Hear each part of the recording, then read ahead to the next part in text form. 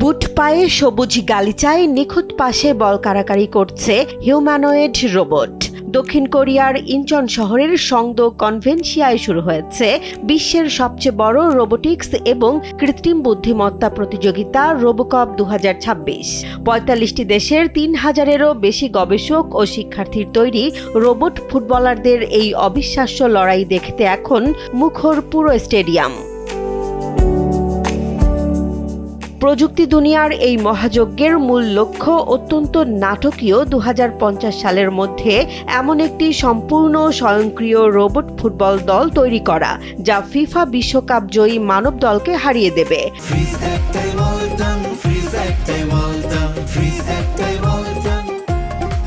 আন্তর্জাতিক গণমাধ্যমের সর্বশেষ তথ্য অনুযায়ী এবারের আসরে ফুটবল লিগটিকে সম্পূর্ণ নতুন আঙ্গিকে সাজানো হয়েছে, যেখানে মূল ফোকাস রাখা হয়েছে মানুষের মতো দেখতে হিউম্যানয়েড রোবটগুলোর ওপর।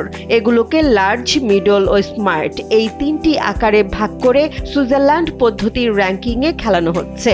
প্রথম দিনে স্মল ডিভিশনে জিও এইচ বটস এবং মিডল ডিভিশনে বি হিউম্যান দারুণ জয় দিয়ে টেবিলের শীর্ষে অবস্থান নিয়েছে। মাঠের বাইরেও রোবটদের মানবিক ও সামাজিক কাজ দর্শকদের চমকে দিচ্ছে। সোয়ান রোবোটিক্সের রোবটগুলো দর্শকদের স্বাগত জানিয়ে খাবার ও পানীয় পরিবেশন করছে। প্রযুক্তি গবেষকদের মতে রোবটগুলোর মুভমেন্ট নিখুঁত করতে এখনও অনেক চ্যালেঞ্জ রয়েছে, তবে যেভাবে এআই চিপের মাধ্যমে এরা নিজেদের সিদ্ধান্ত নিজে নিচ্ছে তা এক নতুন যুগের ইঙ্গিত দিচ্ছে।